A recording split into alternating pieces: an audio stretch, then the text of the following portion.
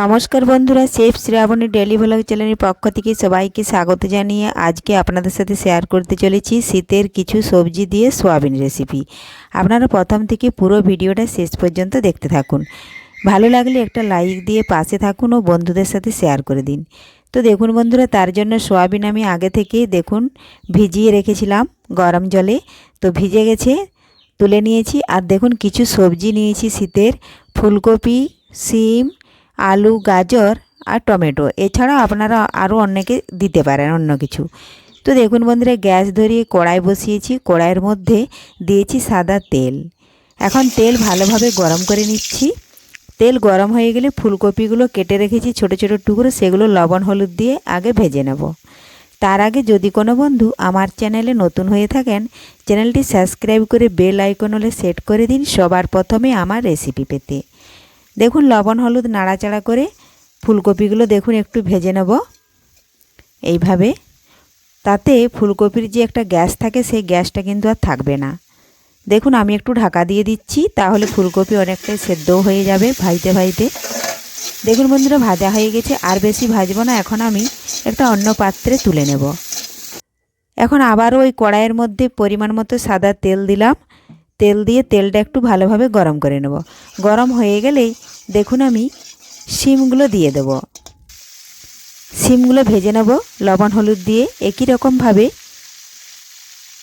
লবণ দিলাম, সামান্য একটু হলুদ গুঁড়ো দিলাম। এখন নাড়াচাড়া করে মিশিয়ে একটু ভেজে নেব। শিমেরও একটা গন্ধ থাকে, সে গন্ধটাও তাহলে আর থাকবে না। রান্নাটা করতে যেমন একটু পরিশ্রম, কিন্তু খেতে দুর্দান্ত স্বাদের হয়। দেখুন বন্ধুরা, শিমগুলো ভেজে নিয়েছি। এখন শিমগুলো তুলে নেব। এইভাবে আমি সমস্ত সবজিগুলোই একটু একটু ভেজে তুলে নেব। শিম তুলে নিয়েছি। এখন দেখুন আবারও কড়াইয়ের মধ্যে একটু তেল দিয়ে দিলাম আলু ও গাজর। এটাও নাড়াচাড়া করে একটু একই রকমভাবে লবণ হলুদ দিয়ে ভেজে নেব।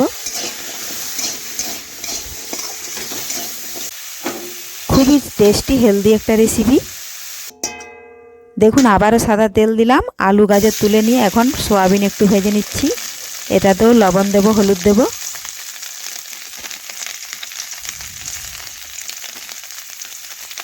এইভাবে আপনারাও বাড়িতে খুব সহজে শীতের কিছু সবজি দিয়ে সোয়াবিন একবার রান্না করে দেখুন। দুপুরের গরম ভাতে কিংবা রুটি পরোটার সাথে জমে যাবে।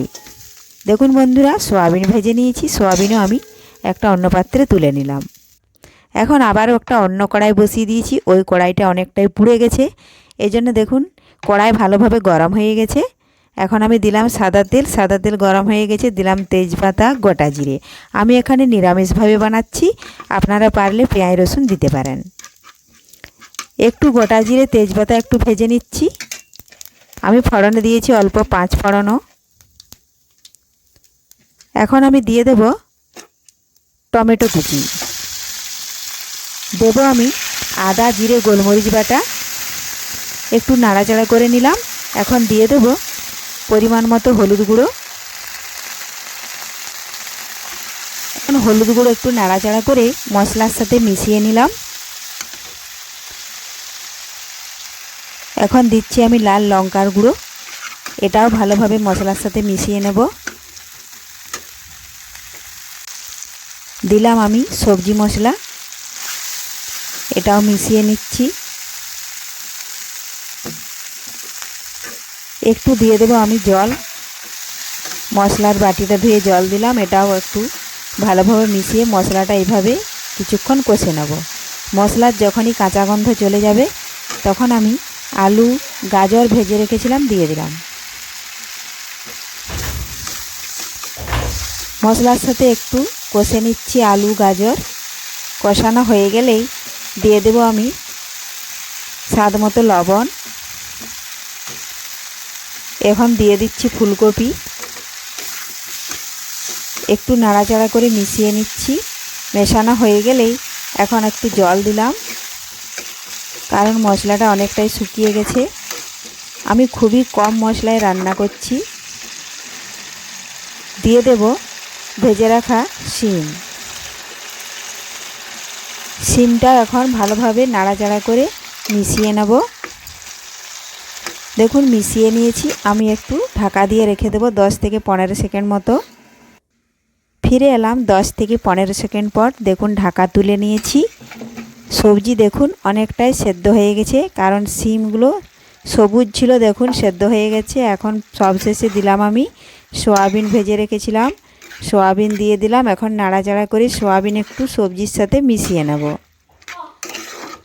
এই দেখুন এইভাবে মিশিয়ে একটু রান্না করে নিলাম, দিয়ে আবারও 10 থেকে 15 সেকেন্ড ঢাকা দিয়ে দিচ্ছি।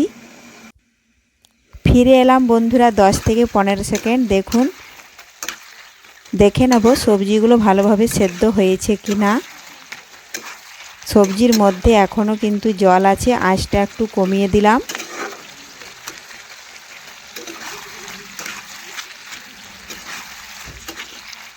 এইভাবে একটু রান্না করে নিলাম নাড়াচাড়া করে।